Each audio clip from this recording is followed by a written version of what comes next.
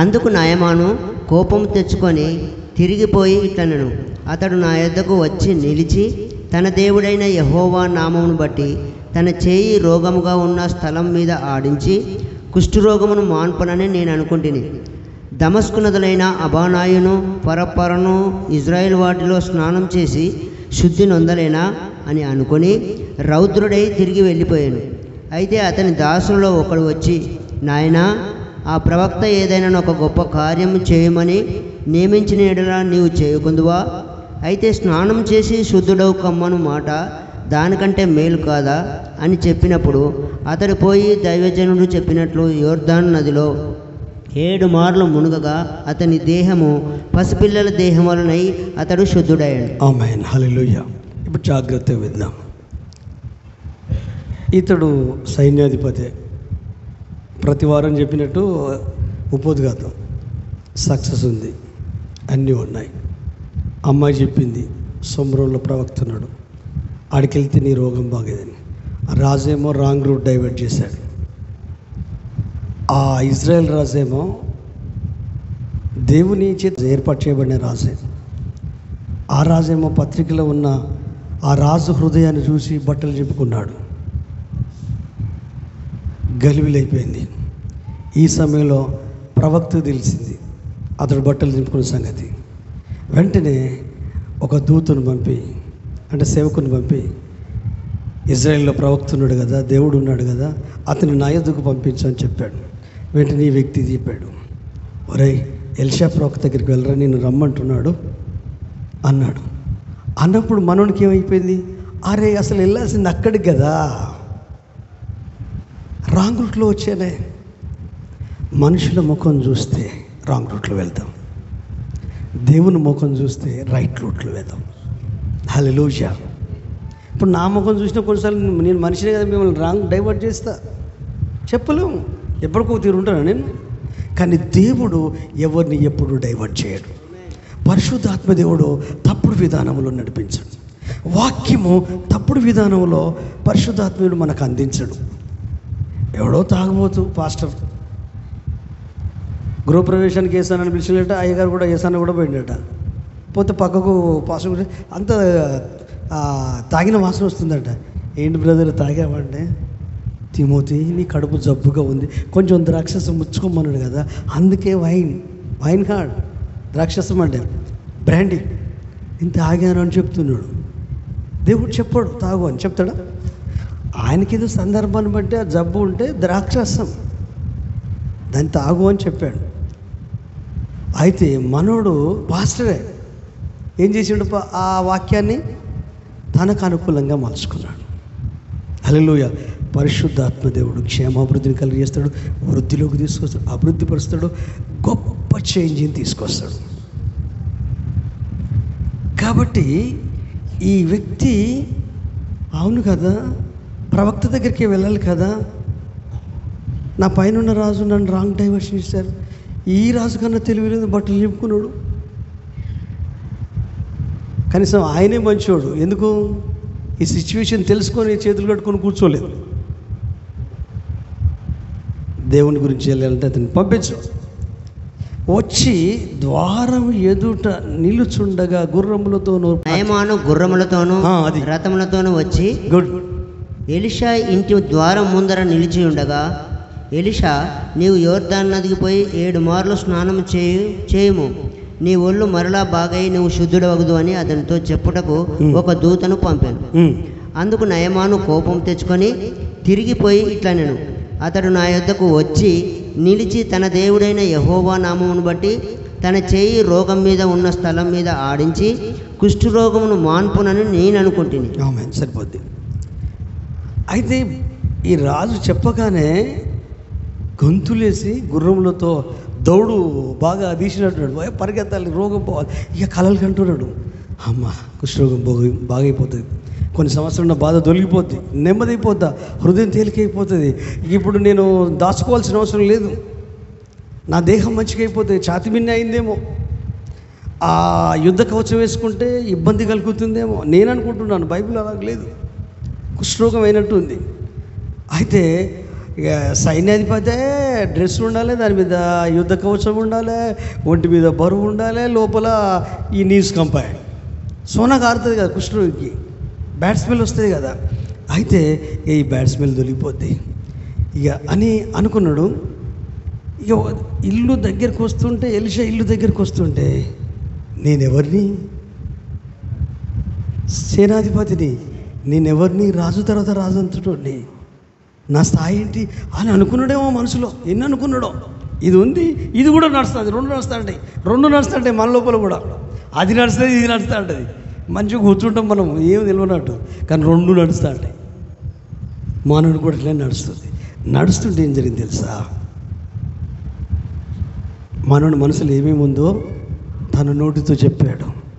ద్వారం దగ్గర నిల్చున్నాడు ఒక అధికారి. ఆ పాస్టర్కి ఏమైనా మర్యాద తెలియదా? ఆ ప్రవక్తకి ఏమైనా గౌరవం తెలియదా? కిందున్నోని పంపించాడు. కనీసం రండి కూర్చోండి అనలేదు, కనీసం నీళ్ళు ఇవ్వలేదు, కూర్చేయలేదు, ఏ మర్యాదలు లేవు.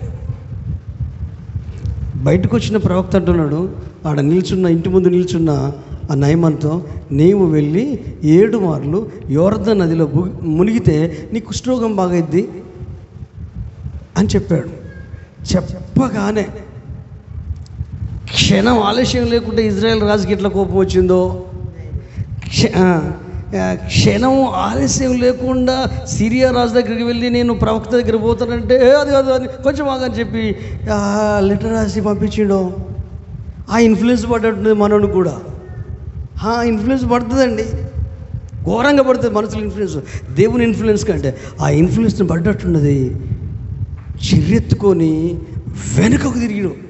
గుర్రం ఇట్లనే ఉదట్నే తిండేమో సినిమా వాళ్ళు ఎగిరి స్టంట్ చేసి కూర్చొని ఇట్లా కోపంతో ఇట్లా తీసి ఆ కోపం అంతా గుర్రం తిప్పడంలో, దాని కళ్ళాలు గుంజడంలో నేను అంత దృశ్యం చూస్తాను. నేను అది సకిలించుకుంటా ఇట్లా కొట్టిండేమో దాన్ని, పోతుంది. ఇక మనల్ని కూడా బయలుదేరి ఏం చేద్దాం, నన్ను బయలుదేరాం. మెల్లగా కింద నా దాసు వచ్చి, అరే ఏమనుకుంటాడు ఆయన నాన్న గురించి? కామన్ సెన్స్ లేదా? గౌరవం ఇచ్చే విధానం లేదా? ఎన్ని అన్నాడో. మంచి నదులు లేవా? ఆ నది లేదా, ఈ నది లేదా? ఎవరు దాన్ని మురికి నీళ్ళు నేను మునగడం ఏంటి? అసలు నా లేవలేదు, నా స్థాయి ఏంటి? అసలు నన్ను గుర్తించిన ఈ మనిషి, యెహోవా గుర్తించి నాకు విజయం ఇచ్చిన ఈ ప్రజల మీద. మా రాజు గుర్తించి నన్ను కొంచెం ఘనపరిచి సన్మానం చేసిండు. రాజ్యంలో ఉన్న ప్రజలందరూ, సిరియా ప్రజలందరూ నాకు నీరాజనాలు పలికారు. నా లెవెల్ ఏంది, నా స్థాయి ఏంది, నా సామర్థ్యం ఏంది అని ఎన్నెన్నో అన్నాడో తెలియదు. కానీ కింద పక్కకున్నాడు మాత్రం మంచివాడండి. బహుశా మనలాంటి వాడు అయి ఉంటాడు, ఆత్మీయుడు, కొంత జ్ఞానం తెలిసి ఉన్నవాడు కావచ్చు. ఆ కోపం అంతా పోయేదాకా చూశాడు. అయ్యా, నువ్వు సిరియాని ఎందుకు వదిలిపెట్టావు? మీ ఇంటిని ఎందుకు వదిలిపెట్టావు? మీ ఇంటి దగ్గర నుంచి బయలుదేరి రాజు దగ్గరికి ఎందుకు వచ్చావు? ఆ రాజు ఎందుకు అక్కడికి పోమన్నాడు? అసలు ఏంటి నీ సమస్య ఏంటి? సేనాధిపతి గారు అంటే, సమస్య ఏంటిరా? నువ్వు నాతో ఉండి అన్ని విని నువ్వు పిచ్చిగా మాట్లాడుతావు. నువ్వు ఎందుకొరకు వచ్చినావు? రోగం బాగా అవడానికి. మరి రోగం బాగా అవడానికి వస్తే రోగం బాగా అయ్యే మార్గం వెతకాలి, కానీ అదొక్కటి తప్పించి పిచ్చి పిచ్చి అన్నీ వెతుకుతున్నావేంటి నువ్వు? హల్లెలూయా. నీ లైఫ్లో దేవునికి ఒక పర్పస్ ఉంది. ఒక ప్లాన్తోనే నిన్ను రక్షించాడు. ఒక ప్లాన్తోనే యేసయ్య నీ కొరకు సిలువలో మరణించాడు. ఒక ప్లాన్ ప్రకారమే జగత్ పునాది వేయబడక ముందు తన కోసము నిన్ను పరిశుద్ధునిగా నిర్ణయించుకున్నాడు, నిన్ను రక్షించుకున్నాడు. ఆయన ప్లాన్ ఏంటి? ఈ భూమి మీదనే ఆయన వల్లే మారాలి. రేపు ఆయన ఎప్పుడు వస్తాడో తెలియదు, దొంగలాగా వచ్చినప్పుడు రెప్పపాటున ఈ మర్త శరీరము అమర్త్యతను ధరిస్తుంది భూమి మీదనే బతుకుంటే. అప్పుడు వచ్చిందనుకో, అట్లా సిద్ధపడాలి.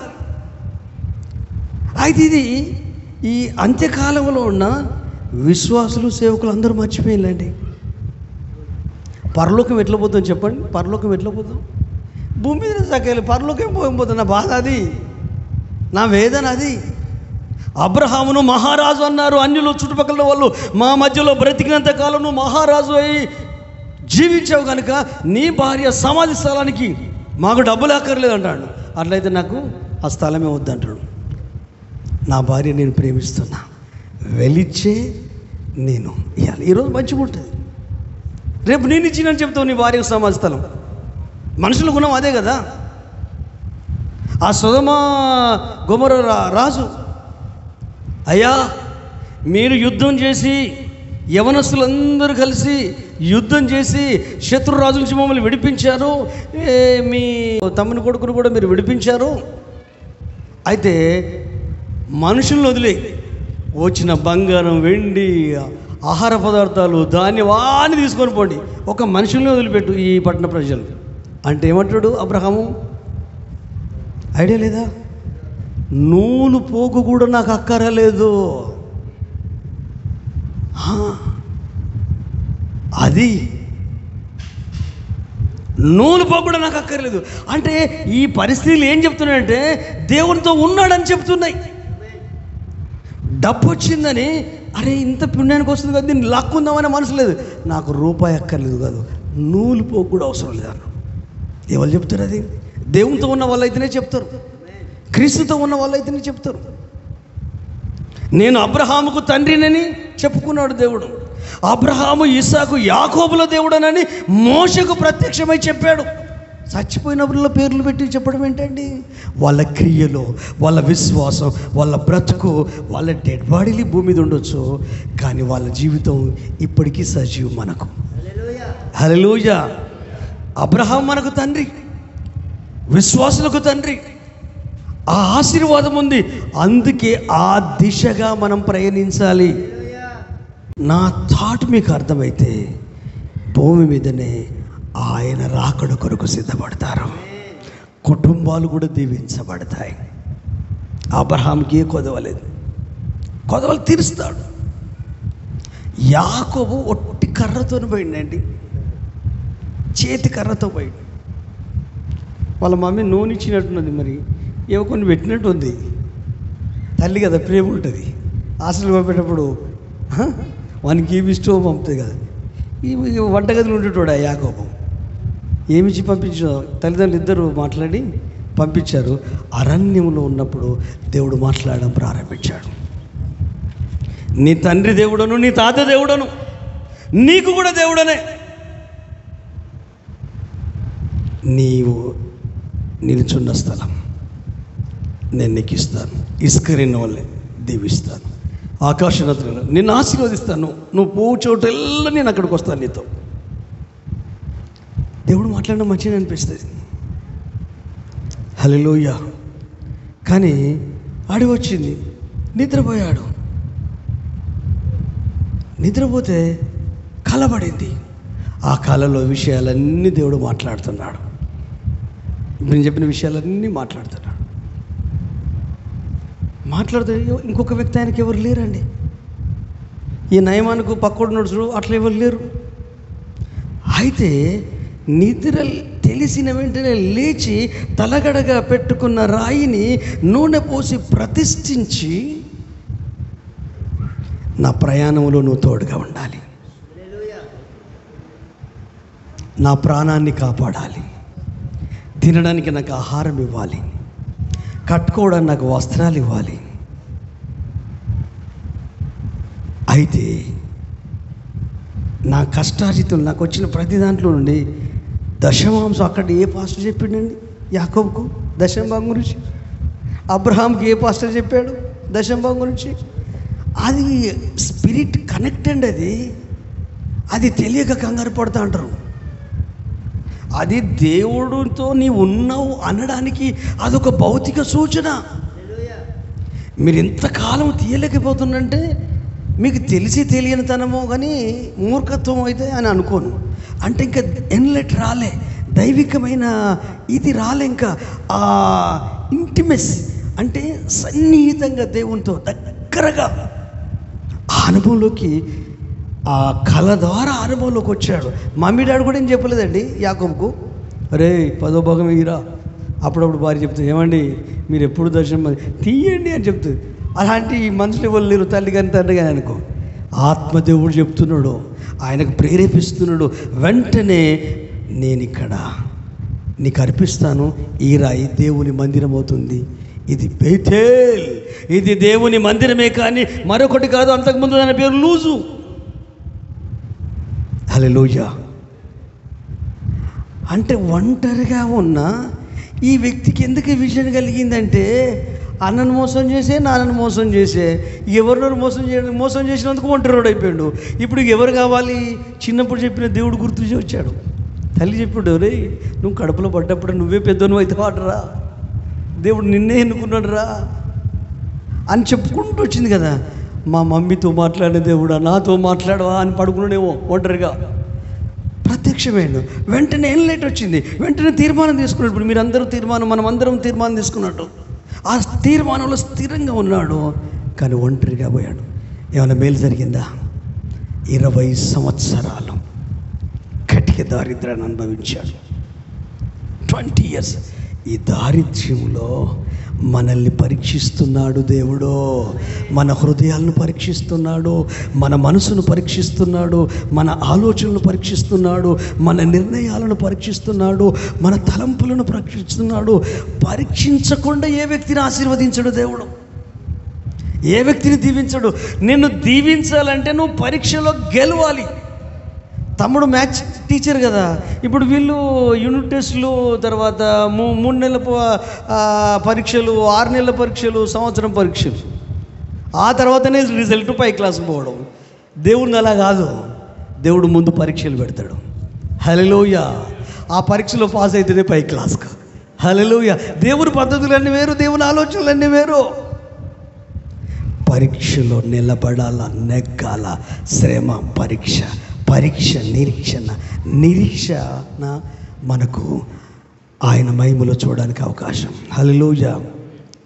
రోమీయులకు రాసిన పత్రిక 5:3 అనుకుంటా, 3 వచనం కూడా ఇది నేను చెప్పిన విషయం ఉంటుంది. 3-4 అనుకుంటా. రోమీయులకు రాసిన పత్రిక 5వ అధ్యాయం. నేను ముగింపులోకి వస్తున్నా, ఒక 2 మాటలు చెప్పేసి. అంతేకాదు శ్రమ ఓర్పుని తీసుకురావాలి, ఓర్పు పరీక్షకు నిలబడాలి, పరీక్ష నిరీక్షణను కలుగజేయాలి. ఆమేన్. ఏంటిదంటే అంతేకాదు శ్రమ, ఓర్పు, మనకు వచ్చే కష్టం ఓర్పు. ఈ ఓర్పు పరీక్షకి నిలబడితే ఈ పరీక్ష నిరీక్షణ కలుగజేస్తుంది. ఎందుకో తెలుసా? ఈ నిరీక్షణ మనలను సిగ్గుపరచదు, కానీ దేవుని ప్రేమ పరిశుద్ధాత్మ ద్వారా మన హృదయంలో కుమ్మరించబడింది. దేవుడే మన పక్షం ఉంటే మనకు విరోధి ఎవడు? ఏ దయ్యంగాడు విరోధి, ఏ మరణదూతలు విరోధి, ఏ శాపం, ఏ రోగం విరోధి. దేవుడే మన పక్షాన ఉన్నాడు. అయితే మనం ఏం చేయాలా? భూమి మీదనే యేసుతో నడవాలంటే చెప్పే ఆలోచనను స్వీకరించాలి కదా. నయమానుతో అన్నాడు, ఆ ప్రవక్త కిలో బంగారం ఇవ్వమంటే ఇవ్వకపోదావా? నువ్వు ఇస్తావు కదా. మరి నేను డబ్బు అడిగాడా? ఆయన కాళ్ళు మొక్కమన్నాడా? వంగొంగి దండాలు చేయమన్నాడా? అరే చూస్తే పెద్ద పెద్ద ఎంపీలు, ప్రధానమంత్రి లాంటి వాళ్ళే పూజారుల కాళ్ళు మొక్కుతారు. వాళ్ళ శూద్రులు అంటే తలాట, వాళ్ళు మనమేమో పాదాలాట. అమ్మ దౌర్భాగ్యం పాడుగాలు. ఈ కులం డేంజర్ అండి. మనిషే ఫస్ట్ పుట్టిండు, కులం తర్వాత పుట్టి కుల కొట్లాటలే. ఒక భారతదేశంలో ఉన్నంత కుల కొట్లాటకి ఎక్కర్లేదు.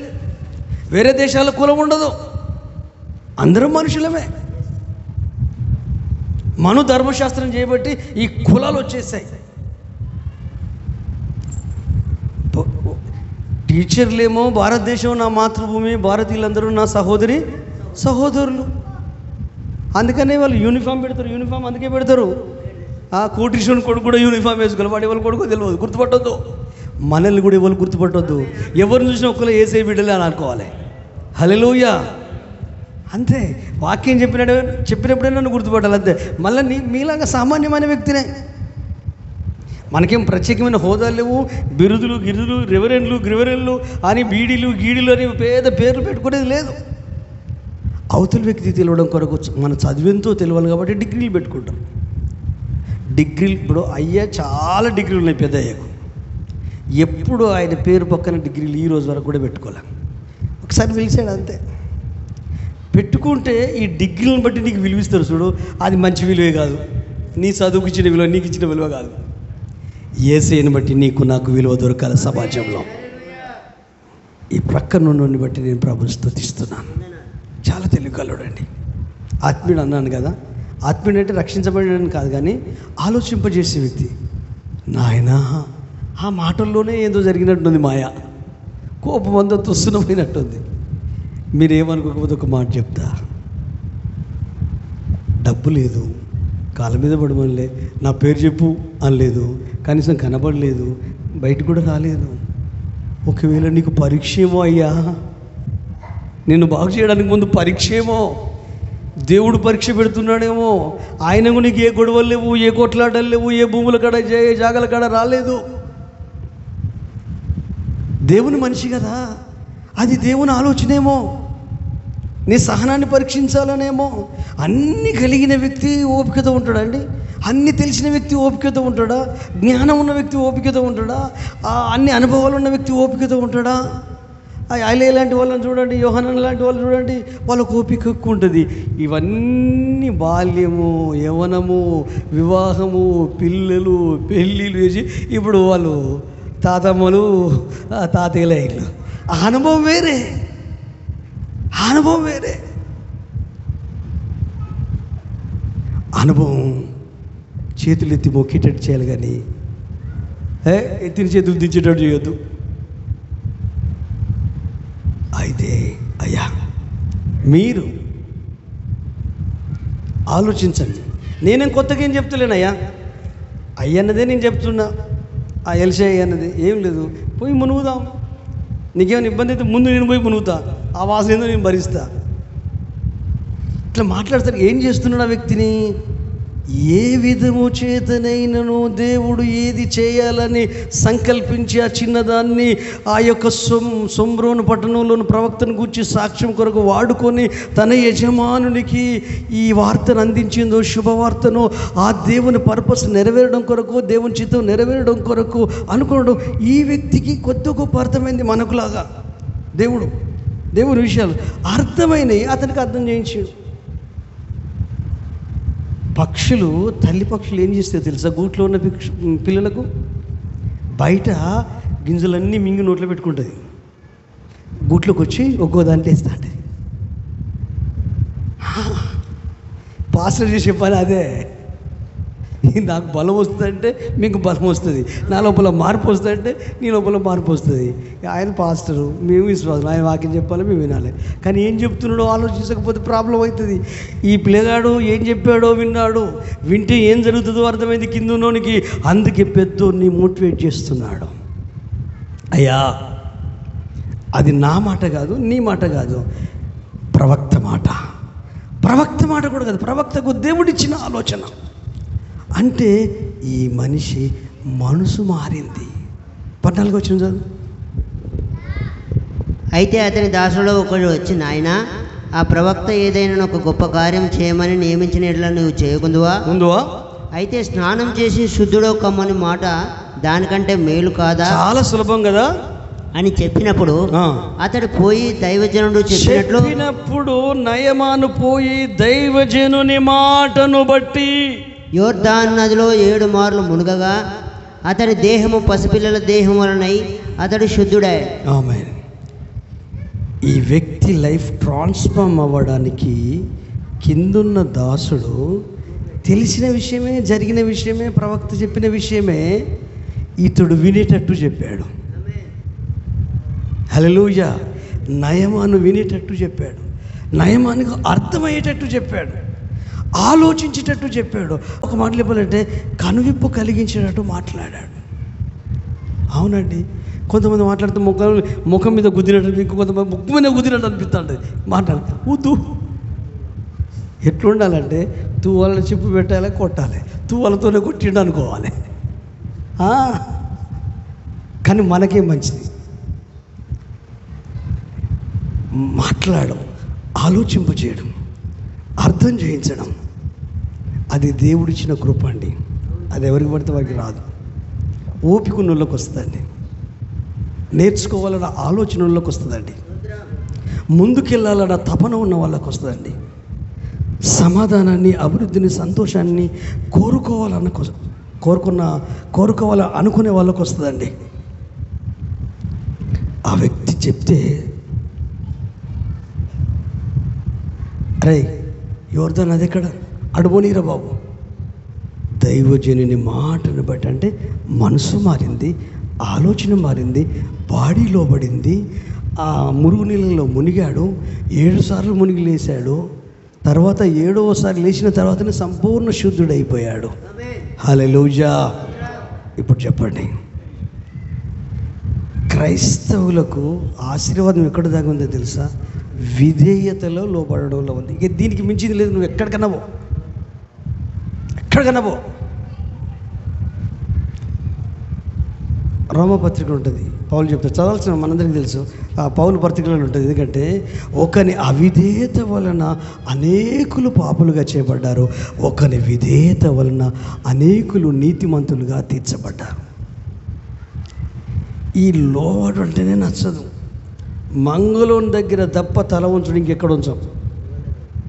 బిర్రుగా నిలబడతాం. ఏబిసిడీలలో ఎప్పటికీ నిలబడి ఉంటుంది తెలుసా? చిన్న ఏబిసిడీలు రాయి, పెద్ద ఏబిసిడీలు రాయి, అది వంగదు. నేను చస్తే నువ్వు బతుకుతావు అంటే, మనలో ఉన్న నేను చస్తే మనం బ్రతుకుతాం. అయితే సైతాన్ ఇది రావనీయడు. దానికి ఆజ్యం వస్తూ ఉంటాడు. హల్లెలూయా. తమ్ముడు మన చర్చి బిలీవర్, పెళ్ళై 4 రోజులు నిన్నటికి కృతజ్ఞత కొడిగా ఒకటి ఏర్పాటు చేసుకుని చిన్న ఫంక్షన్ హాల్లో. ఆ పెళ్ళికి పిలిచిన పాస్టర్లు అందరూ వచ్చారు. కొంతమందేమో పాస్టర్స్, ఆయన వర్క్ చేసే ఆ పాస్టర్ వాళ్ళ పాస్టర్ అసావాజ్, ఇంకొంతమంది వీళ్ళ బంధువుల పాస్టర్, ఇంకొంతమంది పెద్ద పాస్టర్ వచ్చిండు మన మినిస్ట్రీ తరఫున. నేను వచ్చాను, అనిల్ పాస్టర్ వచ్చాను. అయితే అక్కడ అందరూ మాట్లాడారు. నేను మాట్లాడిన టైం దొరకలా. హల్లెలూయా. టైం దొరకలేదని నేను మనసులో చిన్నతనం చేసుకోవద్దు. మన ఇల్లు, మన కుటుంబం, మన ఫ్యామిలీ, వచ్చిన గెస్ట్లు వాళ్ళకి అవకాశం. ఇప్పుడు మన ఇంట్లో కూడా మళ్ళీ మనమే నిలబడి చెప్తే అతిథులకు వచ్చిండు. అందుకని ఫస్ట్ ప్రయారిటీ వాళ్ళకి ఇచ్చి సిస్టమేటిక్గా దాన్ని క్లోజ్ చేసాం. నా గురించి అందరూ చెప్తారు కదా, నేనంటే ఏందో తెలియాలి అనే శోధన నాకు ఉందనుకో, అప్పుడు ఏం చేస్తా, నేను అధ్యక్షత వహిస్తున్నాను కదా, గడికి 4 ముచ్చట్లు తొలగిస్తా. అరే కానీ మంచిగా చెప్తాడే, ఈ మెదడే చేస్తుంది. కానీ దేవుడు మహిమ రావాలంటే ఆయన ఏం చేయమన్నాడో చేయాలి. నయమని ఆశించినట్టు కాదు, ఈ వ్యక్తి ఆశించినట్టు కాదు, ఇంకెవరు ఆశించినట్టు కాదు. దేవుడు ఏం ఆశించాడు నీ జీవితంలో, అదే నీ లైఫ్లో జరగాలి, అదే నీ జీవితంలో జరగాలి, అదే నీ కుటుంబంలో జరగాలి. ఆడ మనం చదువుతాం కదండి, అసలు బయటికి వచ్చుడు కాదు కదా, ఆయన బయటికి వచ్చి నా ఎదుట నిలిచి నా రోగమున్న చోట చేయి చాపి యెహోవా నామాన్ని బట్టి ఆడిస్తాడు అనుకుంటుని అట్లా బాగవుతుందని. నేను అనుకున్నది ఏం జరగలేదు, మనం అనుకున్నది ఏది జరగదు, దేవుడు అనుకున్నది జరుగుద్ది. హల్లెలూయా. మనం అనుకున్నది ఏది జరగనివ్వడు, దేవుడు అనుకున్నదే జరగనిస్తాడు. దేవుడు అనుకున్నదే కావాలి నీ లైఫ్లో, నీ వ్యక్తిగత జీవితం, నీ కుటుంబ జీవితంలో, సంఘంలో, సహవాసంలో. దేవుడు ఏమనుకుంటున్నాడో అది జరగనివ్వాలి, ఏం చేయాలనుకుంటున్నాడో అది చేయనివ్వాలి, ఎలా నడిపించాలో కూడా అలా నడిపించనివ్వాలి. ఆయన అనుకున్నదే జరగాలి. హల్లెలూయా. చాలాసార్లు మనం మనుషులుగా ప్రతి ఒక్కరిలో ఉన్న ఒక డిసడ్వాంటేజ్ ఏంటంటే ఎదుటి వ్యక్తికి లోపడమండి. ఎందుకో తెలియదు. భార్య కావచ్చు, భర్త కావచ్చు, పిల్లలు కావచ్చు, కుటుంబ సభ్యులు కావచ్చు, పనిచేసే స్థలాల్లో కావచ్చు, ఇంకెక్కడ కాదు. అయితే బైబిల్ ఏముంటుందంటే, ఎదుటి వాని ఎడల దీనమను వస్త్రమును ధరించుకొని మిమ్మల్ని మీరు అలంకరించుకొనుడి. ఆయన అహంకారులను ఎదిరించి దీనుల కృప అనుగ్రహిస్తాడు. ఆయన మిమ్మల్ని హెచ్చించేంత వరకు దీన మనస్కులై ఆ బలిష్ఠుడైన చేతి కింద అణిగి మణిగి ఉండుడే. హల్లెలూయా. ఈ రోజు నుండి ఒక తీర్మానం తీసుకోండి. విధేయత అనేది ఇక్కడ నుండే స్టార్ట్ కావాలి. ఇప్పుడు ఎట్లయితే క్షమాపణ ఎట్లయితే స్టార్ట్ అయిందో, విధేయత అనేది, లోబడడం అనేది ఇక్కడ నుండే స్టార్ట్ కావాలి. మందిరం నుండే ఎవరికి వారే. ఇన్ని రోజులు నువ్వు మంచి చెప్పినా చెడు చెప్పినా నీ భర్త నీ మాటింది. కొంతమంది భార్యలు భర్తకు చెప్పి మంచి చెప్పినా చెడు మాట భర్తని తలకాయ ప్రధానికి. హల్లెలూయా. అందరూ అట్లా ఉండకపోవచ్చు, కానీ ప్రపంచంలో ఎక్కువ శాతం 90% అంతా వాళ్ళే. తెర వెనుక వాళ్ళు ఉంటారు, తెర ముందు మనం ఉంటాము. వాళ్ళు మనల్ని నడిపించేటోళ్ళు అన్నట్టు వాళ్ళు. అయితే ఈ రోజు నుండి చేంజ్ చేసుకుందాం. ఏం లేదు, చిన్న పిల్లలైనా ఎదురు వ్యక్తి చెప్పే ఆలోచన విను.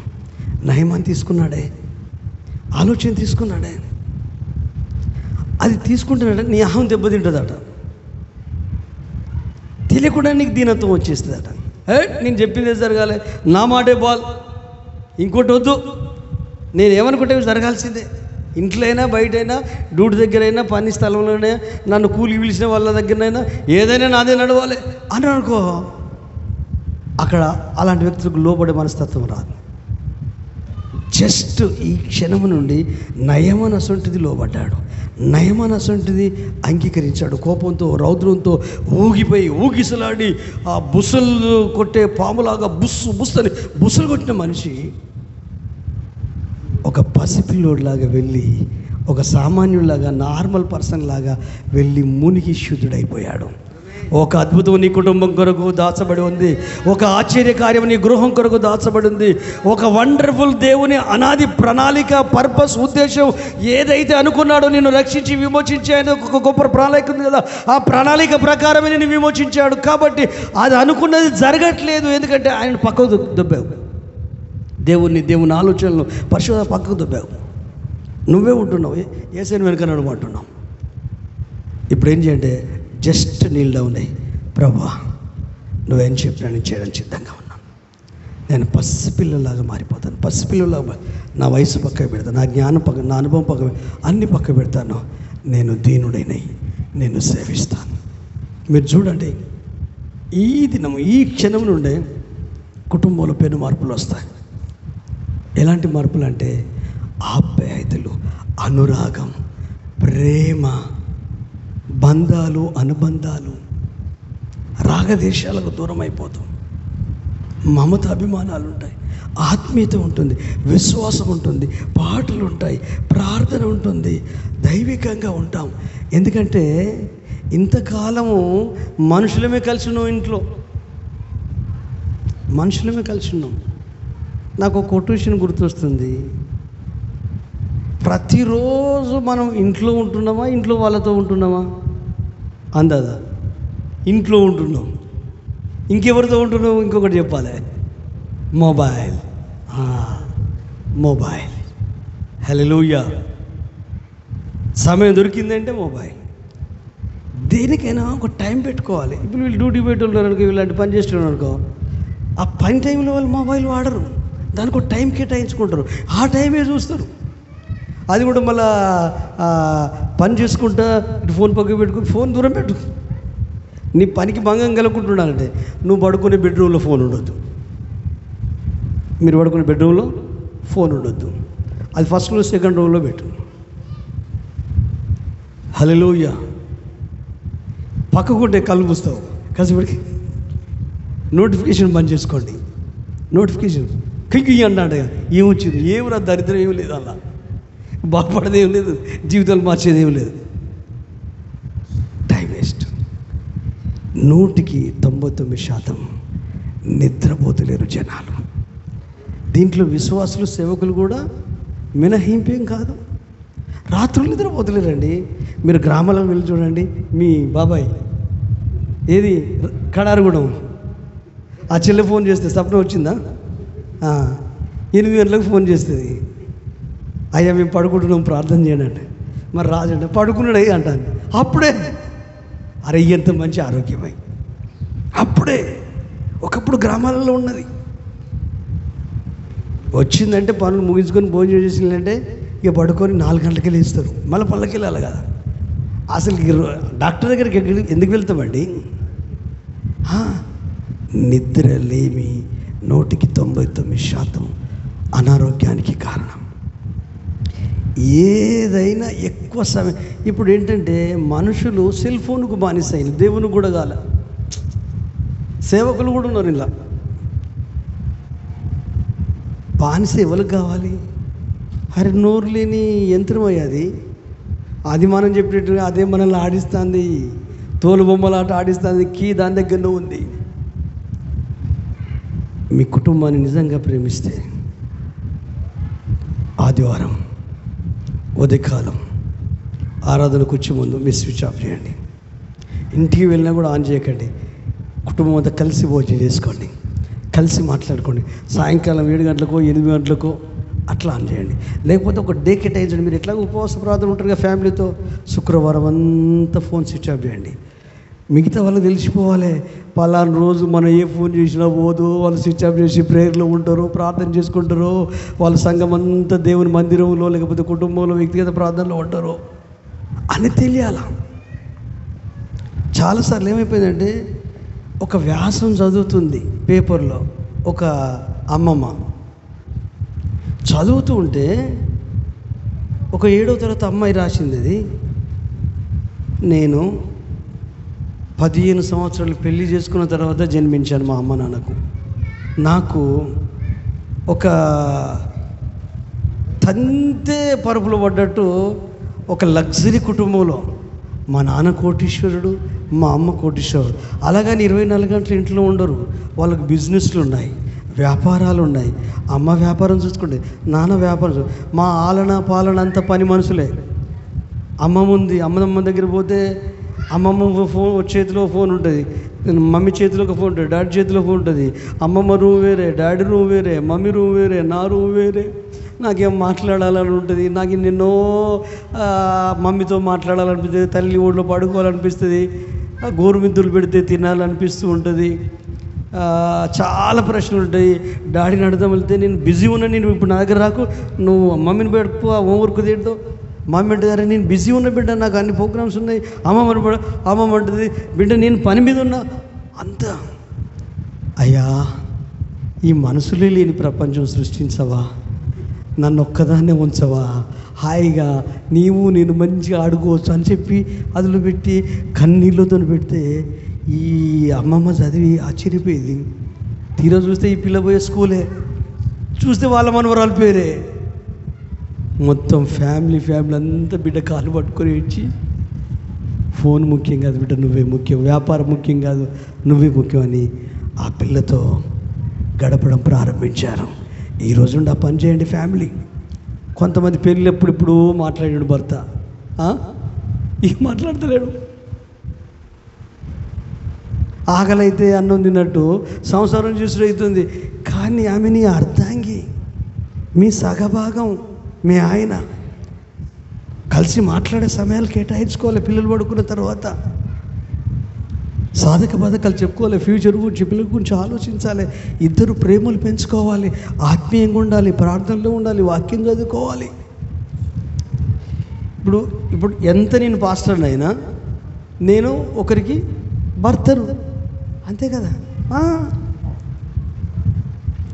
ఎంత పాస్టర్ అయినా నా బిడ్డకు తండ్రిని. ఆ ప్రేమను నేను పంచాలా, బ్లడ్ రిలేషన్ కదా, అది పంచాలా. ఈ అనుబంధాలు, ఈ అనుభవాలు అన్నీ పోయాయి. ఇవి ఎప్పుడు గుర్తొస్తాయి? అహం ఉన్న వాళ్ళకు గుర్తురావు, తగ్గింపు లేని వాళ్ళకు గుర్తురావు, గర్వం ఉన్న వాళ్ళకు గుర్తురావు.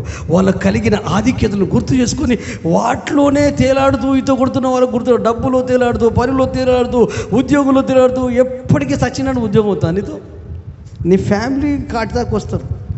నీ బాధలు భరించేది వాళ్ళే ఇంపార్టెంట్. దేవుని తర్వాత గుర్తుపెట్టుకో, గాడ్ తర్వాత ఇంపార్టెంట్ ఎవరైనా ఉన్నారంటే సేవకులు. ఆ తర్వాత ఎవరన్నా ఉన్నారు అంటే అది నీ కుటుంబమే. ఎవరి కుటుంబం వారికే. హల్లెలూయా. ఆ కుటుంబాలు అన్నీ కలిస్తేనే సంఘం కదా. అది దేవునికి స్తోత్రం. ఇది చేయండి ఈ రోజు నుండి. ఫస్ట్ గాడ్, తర్వాత దైవజనులు, తర్వాత నీ ఫ్యామిలీ, భార్య, భర్త, పిల్లలు, హల్లెలూయా, తర్వాత సంఘం, సహవాసం. ఇదొక క్రమం. మళ్ళీ ఇప్పుడు మీరు ప్రార్థన అయిపోయినాక ఎక్కడికి వెళ్ళాలండి? పరాయి కుటుంబంలోకి పోతారా? మీ కుటుంబానికి వెళ్తారు, మీ ఇంటికి వెళ్తారు. ఒకవేళ త్వరగా ఆరాధనకు వచ్చేసరి ఏం చేయలేదు, సిస్టర్ ఏమంటుంది, ఏమండి చిన్నపిల్లలు చికెన్ పట్టుకురండి అంటారు, నువ్వు పోతావు. ఈలో పిల్లలు ఏం చేస్తారు? అన్ని వంట తయారు చేస్తాడు, తల్లి ఊడ్చి చదివి ఇవన్నీ చేస్తాడు. అందరు కలిసి పని చేసుకుని ఎంత సంతోషం అనిపిస్తుంది. పిచ్చిదలు ఒక్కదే కష్టపడాలి. వీళ్ళు కాలు మీద కాలు వేసుకొని ఫోన్ పట్టుకొని పిల్లలు ఫోన్ ఈయన నప్పుడు పని చేస్తే నాదానండి చెప్పండి బ్రదర్స్, నో ప్రాబ్లం. కొంతమంది సిస్టర్ల కంటే బ్రదర్లు మంచి వంట చేస్తారు.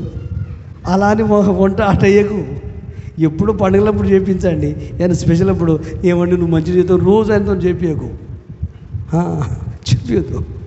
హల్లెలూయా. మీ టేస్ట్ కూడా మీ చేతి వంట మంచిది. హల్లెలూయా. రండి ప్రార్థన చేసుకుందాం.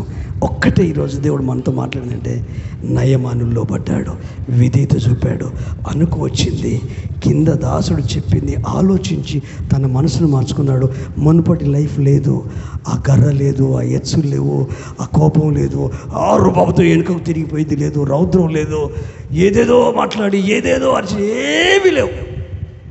చిన్న పిల్లోడు అయిపోయాడు, నార్మల్ అయిపోయాడు. యేసయ్య అంతే కదండి. యేసయ్య కంటే గొప్పలమండి. ఆయన రాజుల రాజు, ప్రభుల ప్రభు. ఒక నార్మల్ పర్సన్గా ఆయనను తండ్రి లేనోడు అని తిట్టారు, భరించాడు. మరియ కుమారుడు అన్నారు, ఒడ్లలోకి పుట్టాడు అన్నారు, రకరకాల. ఇప్పుడు కూడా సోషల్ మీడియాలో ఎన్ని బూతులు తిరుగుతారండి యేసయ్యను.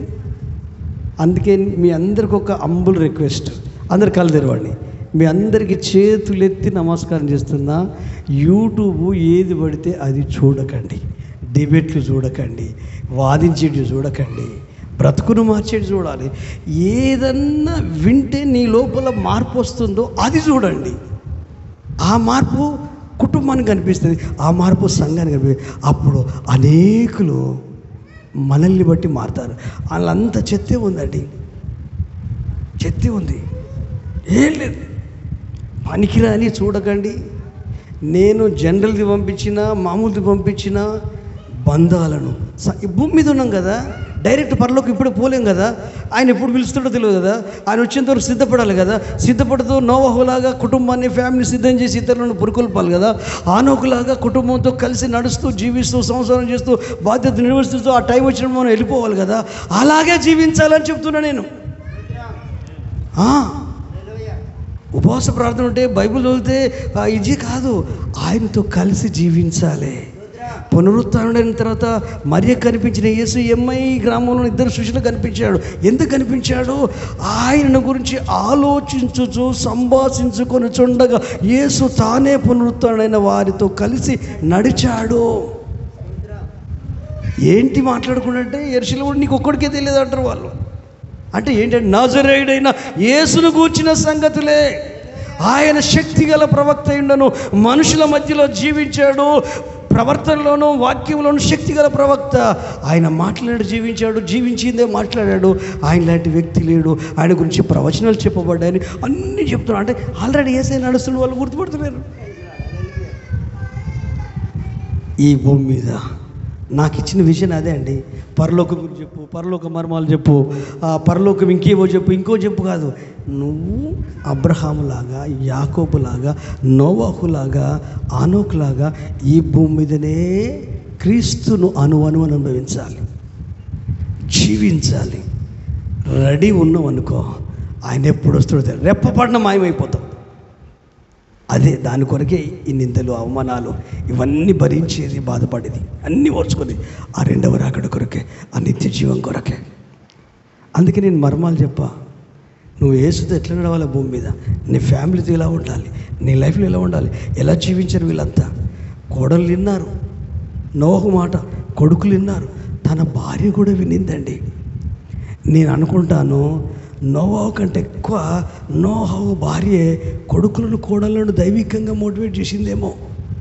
ఎందుకంటే ఆడవాళ్ళది ఎక్కువ ఉంటుంది కదండి, తెలుసు కదా మీకు. వాళ్ళు మొండితనం మంకు ఉంటుంది. వాళ్ళు మనకు కనిపించినంత మంచోళ్ళు కాదండి. ఇంట్లో ఈ మొత్తం ఇల్లిపి పందిరి చేస్తారు. కామన్గా అందరూ జనరల్గా ఆడవాళ్ళ గురించి చెప్తాను, మేము గురించి కాదు. హల్లెలూయా.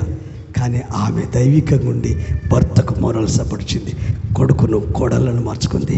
8 మంది ఓడలో ప్రవేశించి ప్రభు కొరకు ఒక నిరీక్షణ కలిగి, మనం ఎందుకు ఈ భూమి మీదనే, ఎందుకు ఏలియా అనుకోలే బ్రతుకుండగానే కొనిపోబడద్దు. అది టార్గెట్ పెట్టుకోండి. ఈ రోజు నుండి అలా ఉండాలంటే నేనేం చేయాలి, ఇంకేమీ మార్చుకోవాలి, ఇంకే విధంగా నా బ్రతుకును కట్టుకోవాలని ఆలోచిస్తూ పరిశుద్ధాత్మకు అప్పగించుకోండి. ఒక అద్భుతం జరగబోతుంది. అద్భుతం ఏంటంటే నీ జీవితం యొక్క ప్లాన్ నీకే అర్థమయ్యేటట్టు చేస్తాడు. ఆ ప్రణాళిక ఆదిలో అనాదిలో ఉన్న ప్రణాళిక నీకు అర్థమయ్యేటట్టు చేస్తాడు. మోకాళ్ళ మీదకి రండి, కళ్ళు మూసుకోండి, కృతజ్ఞతలు చెల్లిద్దాం, స్తోత్రం చెల్లిద్దాం. హల్లెలూయా, హల్లెలూయా, ప్రైజ్ ద లార్డ్, హల్లెలూయా. దేవునికి మహిమ కలుగును గాక. ప్రేమ కలిగిన తండ్రి మీకు వందనాలు. నాతో మాతో ఇక్కడ ఉన్న ప్రతి ఒక్కరితో మాట్లాడా, బలపరిచావు, దీవించావు అయ్యా. మమ్మల్ని ప్రేమించి మాట్లాడావు, నీ సంకల్పాన్ని బయలుపరిచావు. నయమాన్లాగా ఒకవేళ మా లైఫ్ ఉందేమో కాబట్టి మమ్మల్ని మేము తగ్గించుకుంటాం. నీవే శిలువ మరణం పొందినంతగా నిన్ను నువ్వు తగ్గించుకొని లోబడి విధేయత చూపి నీచాతి మరణానికి అప్పగించుకొని దేవా మాకు ఆశీర్వాదం ఇచ్చావు. ఇదిగో మేము విధేయతలోకి లోబడే మనస్తత్వంలోకి మేము ఎవరి బలవంతం లేకుండా, ఎవరి ప్రోద్బలం లేకుండా దేవా నీ ఆలోచన ప్రకారమే మేము సరెండర్ అయిపోతున్నాం, అప్పగించుకుంటున్నాం. నయమానికి ఎవరి ప్రోద్బలం లేదయ్యా. నయమాన్ని ఎవరు మెడలు బట్టి ఉంచలేదయ్యా. నయమాన్ని ఎవరు చెవుపిండి విధేయత చూపు లోబడని గట్టిగా బుద్ధి చెప్పలేదయ్యా, ముక్కుబిండి చెప్పలేదయ్యా. కిందున్న వ్యక్తికి నీ ఆలోచన అర్థమైంది. అర్థమైన ఆలోచింపజేసేటట్టు మాట్లాడాడు అయ్యా. ఇక్కడ నీ బిడ్డలకు అలాంటి స్నేహితులను మీరు ఇచ్చారు, అలాంటి కుటుంబాన్ని మీరు ఇచ్చారు, అలాంటి భర్తలను, అలాంటి భార్యలను మీరు ఇచ్చారు, అలాంటి సేవకులను, అలాంటి సంఘాన్ని మీరు ఇచ్చారు. మీతో ఉన్న సహవాసం ఉన్న ఎవరైనా మిమ్మల్ని ఎలా మోటివేట్ చేయాలంటే దేవా మేము తప్పుదారులకు వెళ్తుంటే కోపంతో, ఆవేశంతో ఏవేవో వాగుతుంటే నీవు మా జీవితంలో ఏర్పరిచే సంకల్పం ఆగిపోకుండా ముందుకు నడిపించే స్నేహితులు మాకు కావాలి.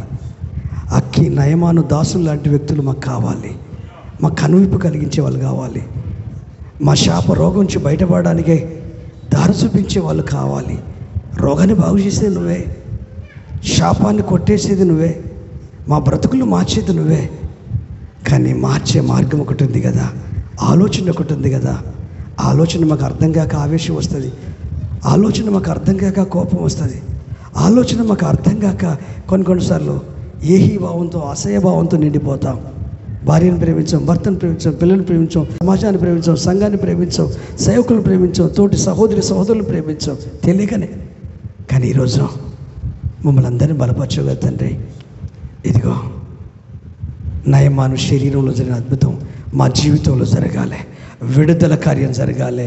వేటికి మేము బానిసలైపోయామో, వేటికి మేము లొంగిపోయామో, ఏవి మా జీవితాలను పెనవేసుకొని ఆట ఆడిస్తున్నాయో, ఏవి మమ్మల్ని ఆత్మీయతలో ఎదగకుండా, లోబడకుండా, తగ్గించుకోకుండా, నీ మహిమలోకి, నీ స్వభావంలోకి, నీ పోలికలోకి ఎదగకుండా చేసేవి ఏవైనప్పటికీ, మనుషులు కావచ్చు, పరిస్థితులు కావచ్చు, ఇరుగు పొరుగు కావచ్చు, ఎవరైనప్పటికీ ప్రభువా మేము దేనికి బానిసలు అవ్వద్దు, మీకు మాత్రమే బానిసలు, మీ ప్రేమకు బానిసలు అయ్యా మేము సమర్పించుకుంటాం. కృప చూపండి, దీవించండి, ఆశీర్వదించండి, అభిషేకించండి, బలపరచండి, సహాయం చేయమని యేసు నామములో అడుగుతున్నాము తండ్రి. ఆమేన్.